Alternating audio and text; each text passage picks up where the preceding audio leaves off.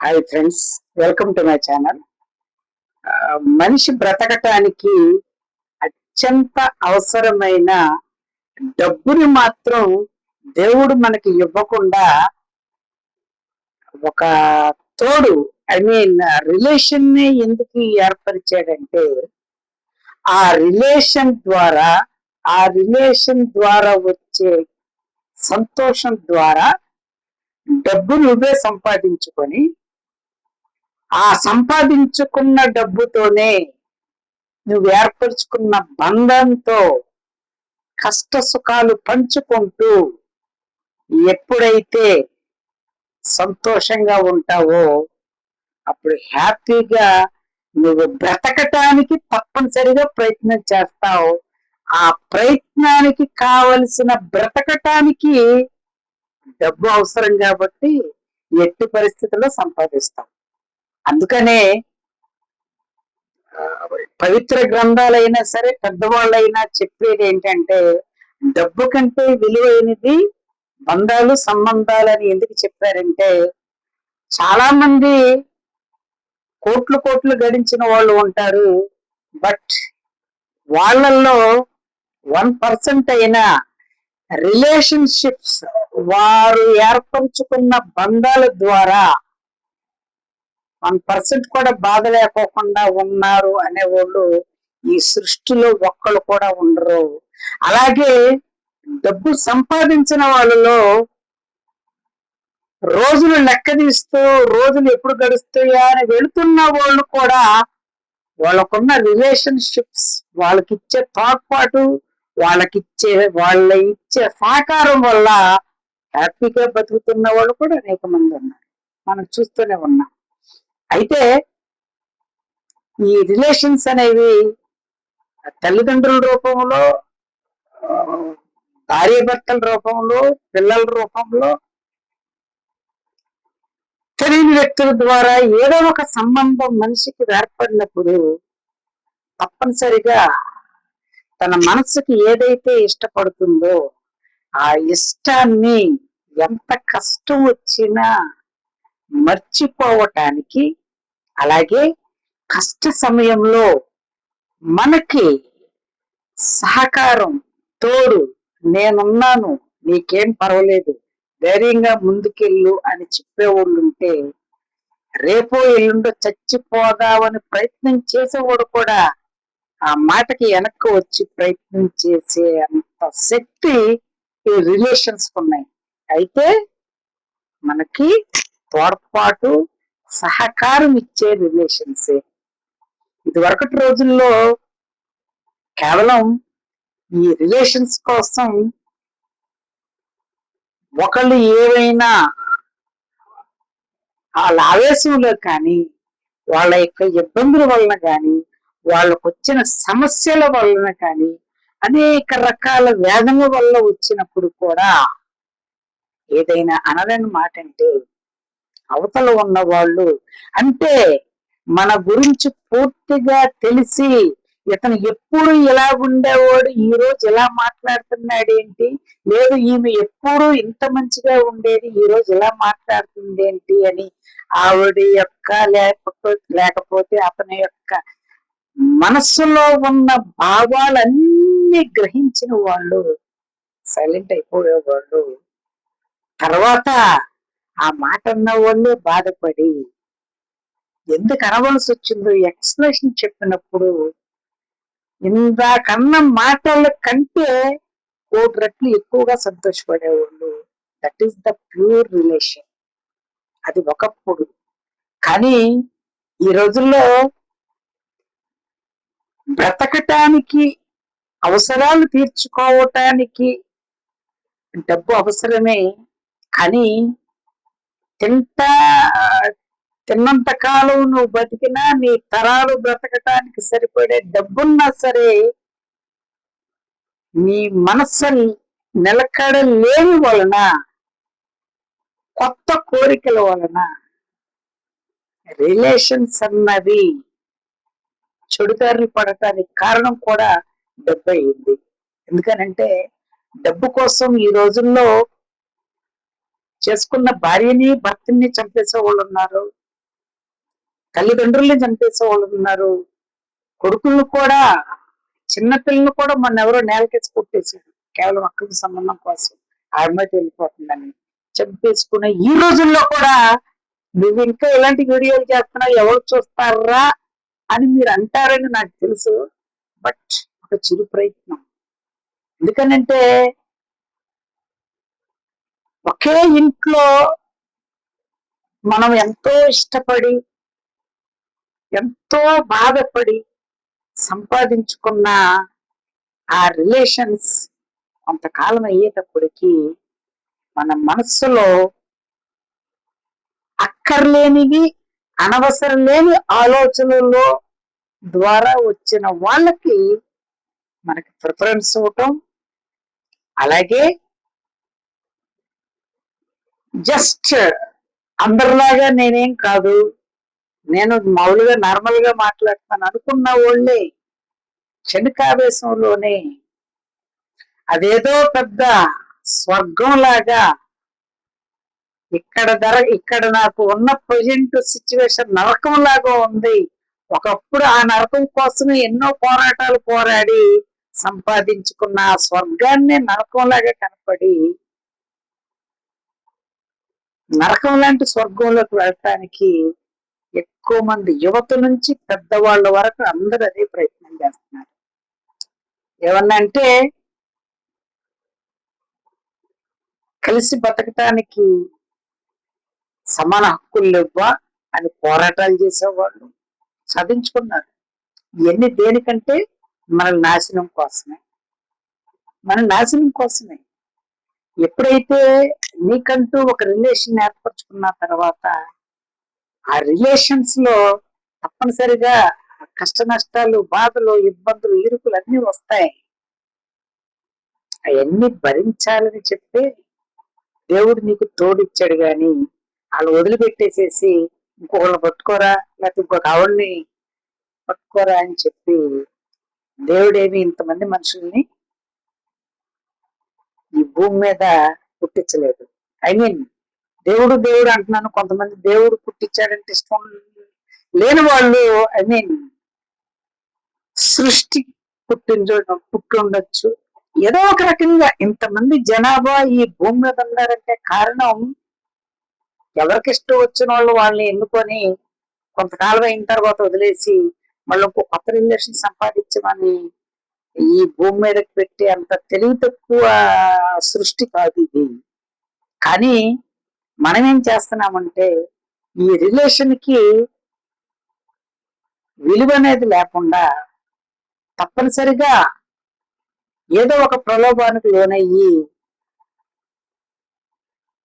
దేవుడు సృష్టించిన సంకల్పానికి విరుద్ధంగా, అంటే ఎప్పుడు ఈ మానవ జాతి అభివృద్ధి చెందాలంటే నీకు ఇష్టమైన అమ్మాయిని కానీ అబ్బాయిని కానీ ఎన్నుకొని వాళ్ళని పెళ్లి చేసుకొని వాళ్ళ ద్వారా పిల్లల్ని పుట్టించి ఇంకా దినదినాభివృద్ధి చెందాలి అని చెప్పి మనుషులు సృష్టిస్తే మనిషి ఏం చేస్తున్నాడంటే ఈ మనిషి నాకు అడ్డుగా ఉన్నాడు, వీడెప్పటికైనా నాకు ప్రమాదం, లేకపోతే ఈమె నాకు అడ్డుగా ఉంది, ఈమె నాకు ఎప్పటికైనా ప్రమాదం అంటే సింపుల్ గా చంపేస్తున్నారు.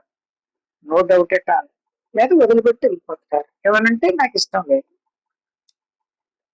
మరి నీకు ఆ మనస్తత్వం ఉంది, ఓకే, కానీ అవతల వాళ్ళకి ఆ మనస్తత్వం లేనప్పుడు వాళ్ళు పడే నరకం, వేదన ఎంత ఘోరంగా ఉంటదనేది మీకు కూడా అతి తొందరలోనే తెలిసిపోద్దని మీకు తెలుసు. ఎందుకంటే ఇంతకాలం ఉన్న తర్వాత ఇక్కడే అడ్జస్ట్ అవ్వని వాళ్ళు వేరే చోట వెళ్ళి ప్రలోభాలకు గురైన వ్యామోహాలకు వెళ్ళిన వాళ్ళు మాత్రం అతి తొందరలో వాళ్ళు కూడా గెంటేస్తారు, లేకపోతే వాళ్ళు కూడా చంపేస్తారని తెలిసినా సరే అక్కడికి వెళ్తున్నారంటే నీ మనస్సు నీ ఆధీనంలో ఉండటం లేదు. మీరు ఏ పవిత్ర గ్రంథం అన్నా చూడండి, నీ ఆలోచనలు గనక నువ్వు అదుపులో పెట్టుకోగలిగితే నువ్వు దేవుడితో సమానం అని ఉంటూ నేను చూశాను. అంటే అంత కష్టమైన పని, అంత కష్టమైన పని అని అందరూ అలా చేసేది. ఎంతో టార్చర్లు భరించి భర్త చేతిలో భార్య హింసలకు గురైన వాళ్ళు, భార్య చేతిలో భర్తలు హింసలకు గురైన వాళ్ళు కొంతకాలం అయిన తర్వాత, పిల్లలు పుట్టిన తర్వాత రియలైజ్ అయ్యి they are living new life, కొత్త జీవితం మళ్ళా స్టార్ట్ చేసి అనేక మంది ఆదర్శంగా ఉండబట్టే ఈ రోజులు ఎలా ఉన్నాయి. ఇప్పుడు ప్రజెంట్ సిచ్యువేషన్ లో ఇప్పుడు జనాల్ని అంటుకోవాలంటే వాళ్ళని ఏ మాట అంటే ఏమవుద్దో, సొంత వాళ్ళే, వాళ్ళు పిల్లలు అవ్వచ్చు, తల్లిదండ్రులు అవ్వచ్చు, ఏమన్నా అవ్వచ్చు, క్షణికావేశంలో వాళ్ళు తీసుకునే నిర్ణయాలు చాలా ఘోరంగా ఉంటున్నాయి. నువ్వు చెడిపోతావురా, వద్దు అని చెప్పినా తెలియని కాదు, తెలుసు. ఎందుకంటే చెడు వ్యసనాలకి అలవాటమ్మా అని చెప్పి, లేకపోతే నీ ఇష్టం వచ్చినట్టు చెడు తిరుగులు తిరగమని ఏ తల్లిదండ్రులు ఎవరిని ప్రోత్సహించరు. మరి అవి నువ్వు నేర్చుకుంటున్న ఒక పిల్లలు వాళ్ళ తల్లిదండ్రులు చెప్తుంటే ఎందుకు వింటలేదంటే ఈ రిలేషన్ అంటే మొహం కొట్టేసింది వాళ్ళకి. ఆ రిలేషన్స్ అనేటప్పటికి ఇష్టం ఏర్పడింది. ఎస్, తప్పనిసరిగా అది వాళ్ళకి తెలుసు. ఇది చెడుదారి, నేను వెళ్ళేది మంచిది కాదు, నాకు ఇబ్బంది అని తెలిసినా వాళ్ళు వాదారికే వెళ్తున్నారు. పైగా ఏమన్నంటే నాకు తల్లి తండ్రి అలాంటి వాడు కూడా ఎవరో లేరని చెప్పుకొని స్టేజ్ కూడా వెళ్ళిన వాళ్ళు అనేక మంది ఉన్నారు. ఇందులో ఆడ మగ అనే తేడా కూడా ఏమీ లేదు, అందరూ సమానమే. సమాన హక్కులు కల్పించారు కాబట్టి మేము కూడా సమానంగా ఆడవాళ్ళు మగవాళ్ళతో, మగవాళ్ళతో ఆడవాళ్ళతో పాటు సమానంగా మేము ఏవైనా చేస్తాం, మా ఇష్టం అని అనుకుంటున్నారు. అయితే మీ ఇష్టమే, మీరు చేసుకోండి, ఏమీ కాదంటలేదు. అయితే ఒకటి మాత్రం గుర్తుంచుకోండి, ఏదో ఒక రోజు ఎప్పుడు హ్యాపీగా హుషారుగా చచ్చిపోయే వరకు తిరగటం అనేది మనిషి వల్ల కాదు. ఏదో ఒక రోజు మొల్ల పడతాం, లేదు పెద్ద వయసు వచ్చిన తర్వాత మంచాన్ని పడతాం.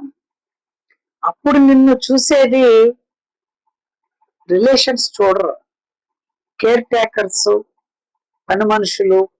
వాళ్ళు డబ్బులు తీసుకుంటారు, పని చేస్తారు, కొంచెం పనే చేస్తారు.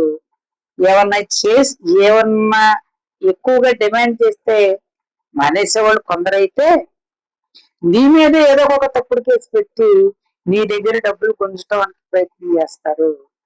ఇంకా కొంతమంది తెగించి వీడికి వెనక ముందు ఎవరూ లేరు, లేకపోతే ఈమెకి వెనక ముందు ఎవరూ లేరు, చాలా ఆస్తిపాస్తులు ఉన్నాయి, ఈయన చంపేసినా సరే అడిగేవాళ్ళు లేరు అనుకున్నప్పుడు హ్యాపీగా చంపేసిన దగ్గర ఎన్నో దోచుకెళ్ళిపోతారు. మరి అలాంటప్పుడు అప్పుడు గుర్తుకొస్తుందా నీకు కనీసం నువ్వు చేసిన తప్పు ఏంటని? గుర్తుకొచ్చిన తర్వాత దానివల్ల ఏమైనా ఉపయోగం ఉంటుందా? There is no use. ఇన్ని చెప్పినా అనేక మంది అనేక విషయాలు సోషల్ మీడియా కానీ పేపర్లో వస్తున్నా జస్ట్ అలా ఈనాలు వదిలేస్తున్నాం. కానీ ఒక్కసారి డీప్ గా కనుక మీరు ఆలోచిస్తే గనక మనము నమ్మి వచ్చిన వాళ్ళని సంతోష పెట్టకపోయినా పర్వాలేదు, బాధ మాత్రం పెట్టకూడదని చెప్పి తప్పనిసరిగా నిర్ణయం తీసుకోవాల్సిందే ఎవరైనా సరే. ఎందుకోసమనంటే తప్పనిసరిగా ఇబ్బందులు, ఆర్థికమైన కష్టాలు, మాట పట్టింపులు, ప్రలోభాలు, అత్యాశ చూపించేవాళ్ళు అన్నీ వస్తాయి. ఇవన్నీ మన యొక్క సహనానికి పరీక్షలు. ఈ పరీక్షల్లో నువ్వేమి రాసేసి పాస్ అయిపోయి డిస్టెన్షన్ కొట్టక్కర్లా, సహనంగా ఉంటే చాలు, ఓర్పుగా ఉంటే చాలు, నాకు కూడా మంచి రోజులు వస్తాయని చెప్పి నిన్ను ఇష్టపడి ఏర్పరచుకున్న, లేదు నువ్వు ఇష్టపడి ఏర్పరచుకున్న రిలేషన్ ఏదైతే ఉందో బలపరచడానికి చూడాలి. ఎప్పుడైనా సరే పూల మొక్కను కొనుక్కుంటాం, తెచ్చి ఇంట్లో పెట్టుకుంటాం, దాన్ని పక్కన పడేస్తే 2 రోజులు అలాగే ఉంటది, 3వ రోజున మాడి మసి అయిపోద్ది. కానీ దానికి కావలసిన నీరు, ఎరువు, మట్టి అన్ని సమృద్ధిగా వేస్తేనే అది బలవంతంగా చక్కగా పెద్దదయ్యి దాని యొక్క పుష్పాలు గాని, చెట్లిచ్చే కాయల్నిచ్చే చెట్లయితే ఆ ఫలాలను గాని అనుభవించినప్పుడు ఎంత కష్టపడి పెంచుకున్నానురా ఈ చెట్టుని, ఈ రోజు నాకు భలే పండిస్తుందిరా అని నువ్వు ఎలాగైతే సంతోషపడతావో నీవు ఏర్పరచుకున్న రిలేషన్ కూడా అలాగే ఉండాలి. కొన్ని సార్లు తప్పదు, తెచ్చిపెట్టుకున్న మొక్కే గాలివానొత్తు పడిపోతాయి, మళ్ళా తీసి పాకుతాం. అరటి చెట్టుని చూడండి, మీరు ఎన్నిసార్లు కొట్టేసినా అది మొలకొస్తానే ఉంటుంది. దాన్ని ఒక్కదాన్ని ఆదర్శంగా తీసుకోండి. అంతకు మించి నువ్వు ఇప్పుడు వరకు ఏదైతే సుఖం అనిపించావో ఆ ఉన్న రిలేషన్స్ తో, నువ్వు ఈ ప్రపంచం అందరితోనూ నువ్వు రిలేషన్ ఏర్పరచుకున్నా అదే సంతోషం. కాకపోతే ప్లేసులు మారచ్చు, మనసులు మారచ్చు, అంతవరకే. కానీ అంతకు మించి ఏమి కొత్త స్వర్గాలు, కొత్త అనుభూతులు ఏమి ఉండవు. అది ఎప్పుడు తెలుస్తుందంటే నువ్వు తీరా ఊబిలో దిగిపోయిన తర్వాత. ఊబిలో దిగిపోయిన తర్వాత మీరు చేసేది లేదు, నేను చేసేది ఏమీ లేదు. కానీ ఒకటి మాత్రం నిజం, ఎప్పుడైతే ఒక స్టేజ్ లో, మంచి స్టేజ్ లో ఉండి ఆ మనిషి ఏదో కొన్ని తాను చేసుకున్న తప్పుల వల్ల గాని, తనకి సంబంధం లేని తప్పుల వల్ల గాని, ఏదో ఒక ఇబ్బందుల వల్ల డౌన్ ఫాల్ లో పడిపోయినప్పుడు ఎవరైనా సరే ఒక మానవత్వం ఉన్న వ్యక్తిగా వాళ్ళకి సపోర్ట్ ఇచ్చి తీరవలసిందే. అది నీ బాధ్యత. సహాయం అంటే చేతలతోనూ చేసేది కాదు, డబ్బులు ఇస్తేనే సహాయం కాదు. ఒక మాట భుజం మీద చెయ్యేసి ఎంతో తక్కువలో ఉన్న వాళ్ళతోనైనా ఒకసారి మాట్లాడితే వాళ్ళ ఐసులా కరిగిపోతారు. That is the power of relation.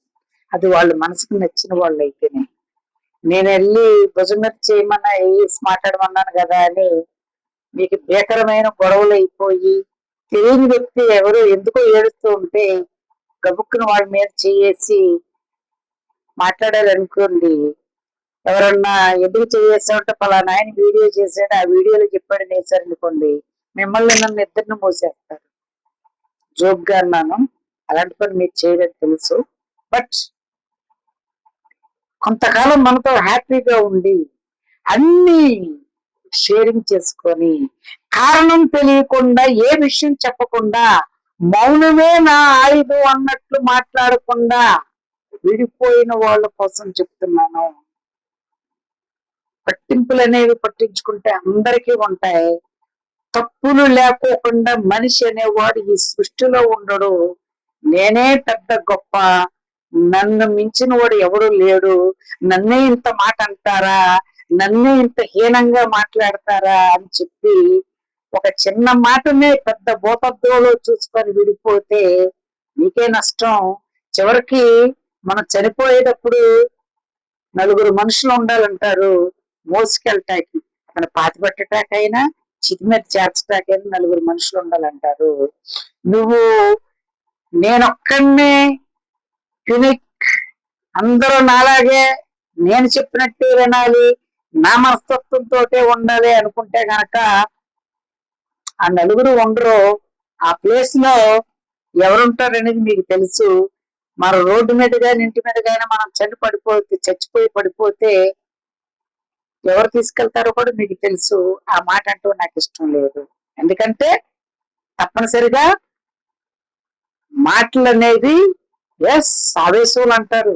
కొన్ని సార్లు మీ దగ్గర నుంచి ఏదైనా సలహా వస్తుందేమో, ఏదైనా ఒక ఓదార్పు వస్తుందేమో అని చెప్పి వీళ్ళే కదా, నాకు కావాల్సిన వాళ్ళే కదా అని చెప్పి ఉన్న మాట ఉన్నట్టు చెప్పితే దానిని నేరంగా చూసి, దానిని ఘోరంగా చూసి, వీడి ప్రపంచంలో వీడి కంటే లేదా ఈమె కంటే క్రూరులు లేరు అని చూసే వాళ్ళు వాళ్ళ మనస్సులోకి ఒక్కసారి తొంగి చూసుకుంటే వాళ్ళ యొక్క క్రిమినల్ మెంటాలిటీ ఏంటనేది వాళ్ళకి తెలుసు. అది ఒక రకమైన శాడిజం. అది ఒక రకమైన శాడిజం. అటువంటి వాళ్ళు ఎవరైనా ఉంటే హ్యాపీగా వదిలేసేయండి. అంతేగాని నువ్వు నాతోనే ఉండాలి, నువ్వు లేకపోతే నేను బతకలేను, నేను చచ్చిపోతాను అని నువ్వు అడిగితే గనక నువ్వు ఇంకా లోపు అయిపోతావు. నిన్ను ఇంకా ఆటాడిచ్చేస్తారు. కళ్ళకు గంతులు కట్టి దొంగ పోలీసు ఆట ఆడుకుంటూ చిన్నప్పుడు ఆడుకునే వాళ్ళం, అటువంటి ఆట ఆడేస్తారు. బట్ వాళ్ళు మాత్రం ఇంకొక ఇష్టమైన వాళ్ళు, వాళ్ళకి నచ్చిన వాళ్ళతో హ్యాపీగా ఉంటారు. Either single relation or double relation, whatever it is.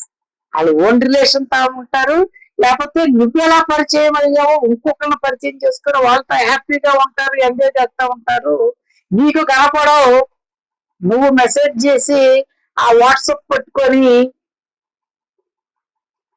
Gandhi గారు చేతిలో కర్ర ఎప్పుడు ఎలాగైతే ఉంటుందో అది ఆయన అలవాటు, ఆయన మేనరిజం అది. ఈ మెసేజ్ చేసినప్పుడు ఆడికి రాదని ఆడికి తెలుసు, దాన్ని పట్టుకొని అలాగే తిరుగుతూ ఉంటాడు. ఆడి లోకం అదే, ఎప్పుడు వస్తే ఎప్పుడు ఎక్కడి నుంచి వస్తా అని. కానీ వాళ్ళు అక్కడ నిన్ను ఎప్పుడో మర్చిపోయారు, నిన్నెప్పుడో పక్కన పడేశారు. మరి నీకేం తక్కువ? నీకేం తక్కువ? ఏం తక్కువ అయితే కనుక వాళ్ళు నీతో అసలు పరిచయం చేసుకునేవాళ్ళు కాదు. ఒకసారి ఆలోచించండి. దీనికోసం మనిషిని చంపే అవసరంలా, లేకపోతే ఇంకేదో మోసం చేసేసి తప్పుడు కేసులు పెట్టేసేసి పోలీస్ కేసులు పెట్టేసేసి వాళ్ళని సమాజంలో దోషిగా నిరూపించే అవసరంలా. సింపుల్ గా కామ్గా ఉండండి, లిమిట్ వదిలేసేయండి అంతే. ఎందుకంటే అటువంటి మనస్తత్వం ఉన్న వాళ్ళని నువ్వు బతులాడి తెచ్చుకున్నావంటే గనక నీ ఊరు వేసుకుంటాకి నువ్వు ఊరితాడు నువ్వు కొనుక్కున్నావుడే ఉంటావు నీకు తెలియకుండా. లేదా పక్కలో ఒక బళ్ళెం పెట్టుకుంటారంటావు, నువ్వు పక్కలో కాదు గుండెలోనే బళ్ళెం పెట్టుకుని కొడుకున్నావు. అది మాత్రం పక్క. అటువంటి వాళ్ళు మాత్రం రిలేషన్ కి వాల్యూ లేని వాళ్ళని, కొంతకాలం నీతో పరిచయం ఉన్నా కలిసి తిరిగినా తిరగకపోయినా నువ్వంటే ఏంటో తెలిసిన వాళ్ళు ఒక మాటకి నిన్ను పెద్ద దోషిగా నిలబెట్టిన వాళ్ళ గురించి అసలు పట్టించుకోమాకు. వాళ్ళకి నువ్వు అన్యాయం చేయకోకుండా ఉంటే నువ్వు చాలా మంచివాడివి. వాళ్ళకి అన్యాయం చేసి ఉంటే మాత్రం తప్పు. ఎవరిని అన్యాయం చేయకూడదు. మాటల వరకే ఉందా మీ రిలేషన్, మాటల్లోనూ గొడవ చెడిపోయిందా, ఓకే వదిలేసి. వాళ్ళు ఎలా వదిలేసి ఉంటున్నారు, నువ్వు అలాగ వదిలేసి ఉండు. మరి వాళ్ళు ఉండలేరు అని చెప్పి, వాళ్ళు హ్యాపీగా ఉంటున్నారని నువ్వు ఉండలేదని చెప్పి నువ్వు డిప్రెషన్ లో, డ్రగ్స్, మందు బాటిళ్ళు ఇంతంత వయసులోనే నేర్చేసుకొని వాళ్ళెవరి కోసం నువ్వు బూడిదైపోవడం ఎందుకు? వాళ్ళు హ్యాపీగా మహారాజుల్లాగా మహారాణుల్లాగా తిరుగుతున్నారు కదా, వదిలే. చచ్చిపోయడానికి అవసరం అయితే మన ఇంట్లో వాళ్ళే, మన కన్న తల్లిదండ్రులే చనిపోతే ఈ రోజున్న బాధ రేపుండదు, రేపున్న బాధ ఎల్లుండి ఉండదు. ఆ మరుపు అనేది దేవుడు మనిషి అందుకే పెట్టాడు మనకి. ఆ మరుపు అనేది లేకపోతే మనిషి అనేవాడు బతికేవాడు కాదు. మనం ఎంతో ప్రాణంగా ప్రేమించిన వాళ్ళు కోల్పోతాం, నెలలు లేదా సంవత్సరాలు బాధపడతాం, తర్వాత నువ్వు నార్మల్ గా అవుతాం, అవ్వాలి కూడా. మరి ఈ ఒక్క విషయంలోనే ఎందుకు అవ్వటం లేదు అంటే నీకు వేరే పని ఏమి లేదు, నీకు ఒక లైఫ్ మీద గోల్ అంటూ ఏమీ లేదు, నీకంటూ ఒక లక్ష్యం లేదు. కాబట్టి అలా బద్ధకంగా పడుకొని తిండి పెడతాకి తల్లిదండ్రులు ఉన్నారు, మంది పెట్టడానికి ఫ్రెండ్స్ ఉన్నారు, ఇంకా దుర్వ్యసనాలు ఎవరైనా కావాలంటే ఈ రోడ్డు మీద వెళ్ళే భార్య భర్తన్నా ఎవరినో కర్రతో కొట్టి కింద పడేసి వాళ్ళ దగ్గర లాగేసుకుంటున్నాం. లేకపోతే సైబర్ స్కామ్లు, రకరకాల సైబర్ నేరాలను వస్తున్నాయి కదా, అక్రమంగా డబ్బు సంపాదించడానికి ఈ రోజు కోటి రెట్లు మార్గాలు ఉన్నాయి. సక్రమంగా సంపాదించడానికి ఒకటే మార్గం, అదేంటంటే కష్టపడి సంపాదించడం. అలా సంపాదించినోడు ఎప్పుడు హ్యాపీగానే ఉంటాడు. ఈ అక్రమాలు చేసినోడు ఎప్పుడు భయంగానే బతుకుతా ఉంటాడు. అందుకోసమని ఈ విషయం ఎందుకు చెప్పానంటే, ఈ రోజుల్లో రిలేషన్స్ కోసం జీవితాన్ని తారుమారు చేసేసుకునే వాళ్ళు అనేకమైన ఉన్నారు. కాబట్టి మీకు ఒకటే చెప్తున్నాను, మీకు విలువిచ్చి, మీరంటే అభిమానించి, మీరంటే ప్రేమించి, మీరే నాకు సర్వస్వం అనుకున్న వాళ్ళకి ఈ ప్రాణం ఇచ్చేయండి, నో డౌట్ అట.